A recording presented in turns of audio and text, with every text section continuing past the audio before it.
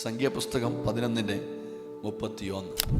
അനന്തരം യഹോവയായ ദൈവം അയച്ച ഒരു കാറ്റ് ഊതി കടലിൽ നിന്ന് കാടയെ കൊണ്ടുവന്നു.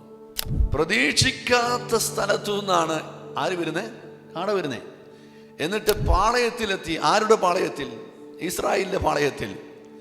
അവിടെ 2-3 മുഴ ഉയരത്തിൽ മാത്രം പറന്നു നിന്നു. നിങ്ങൾക്ക് എന്തോ മനസ്സിലായി? എനിക്ക് മനസ്സിലായ ചിന്ത ചില ആത്മീക ദൂത് പറയാം. നീ ഏതു പാളയത്തിലാണോ ഇരിക്കുന്നത്, ഏതു പാളയത്തിലാണോ നിനക്കൊരാവശ്യത്തിലിരിക്കുന്നത്, ഏതു പാളയത്തിലാണോ കാട വരേണ്ടത്, നീ ഇരിക്കുന്ന സ്ഥലത്ത് അത് എത്തിച്ചു തരുവാൻ എൻ്റെ ദൈവം വിശ്വസ്തനാ. ഏലിയാവേ, നീ കെരീത്തിൽ ഇരിക്കുമ്പോൾ അവിടെ നിനക്ക് വെള്ളം വേണം. സാരിഫാത്തിലെത്തുമ്പോൾ അവിടെ നിനക്ക് അപ്പം വേണം എന്നറിയുന്ന ദൈവം അതിന് സർവീസ് ചെയ്യുവാൻ ഒരു കാക്കയെ ഒരുക്കിയെങ്കിൽ, ഇസ്രായേൽ ജനത്തിൻ്റെ പാളയത്തിൽ കാടപ്പക്ഷി നിരന്നിറങ്ങണമെന്ന് മുന്നമേ നിർണയിച്ച സർവശക്തനായ ദൈവം അതപ്പോൾ ദൈവം പ്ലാൻ ചെയ്തതാണോ? അല്ല.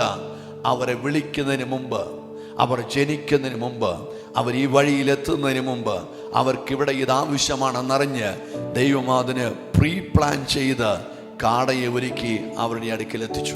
ഏത് വിഷയത്തിലാണ് നീ വിശന്നിരിക്കുന്നത് അവനറിയാം. നിന്റെ ആവശ്യം എന്തെന്ന് അവനറിയാം. നിന്റെ emergency need and essential need എന്താണെന്ന് തമ്പുരാൻ അറിയാം. പറയട്ടെ, നീ ഇരിക്കുന്ന പാളയത്തിൽ അത് എത്തിച്ചു തരുവാൻ എൻ്റെ ദൈവം വിശ്വസ്തനാ. പക്ഷെ ഒരു കാര്യം, നീ ആ പാളയത്തിൽ കാണണം. ഹലോ, പലരെയും ദൈവം അനുഗ്രഹിക്കാൻ തയ്യാറാ. പക്ഷെ ദൈവത്തിൻ്റെ സമയത്ത് നമ്മളൊന്നും അവൈലബിൾ അല്ലെന്നുള്ള സത്യം. നമുക്ക് നമ്മുടെ ഇഷ്ടം അനുസരിച്ച, നമ്മുടെ സമയം അനുസരിച്ച, നമ്മൾ പറയുന്ന പോലെ കർത്താവ് ചെയ്യണമെന്നാ, നമ്മൾ പറയുന്ന പോലെ പരിശുദ്ധാത്മാവ് ചലിക്കണമെന്നാ. നമുക്കെല്ലാം കഴിഞ്ഞ സമയമുണ്ടെങ്കിൽ ആരാധന, എല്ലാം കഴിഞ്ഞ സമയമുണ്ടെങ്കിൽ നമുക്ക് നിസ്സാരമായ കാര്യം മതി, അല്ലേ? ദൈവത്തിൻ്റെ സന്നിധി വരാൻ നമുക്ക് സമയം കാണത്തില്ല. ഞാൻ പറയുന്ന കുഞ്ഞെ, നിനക്ക് വേണ്ടി അവൻ കാത്തിരിക്കുന്നുണ്ട്.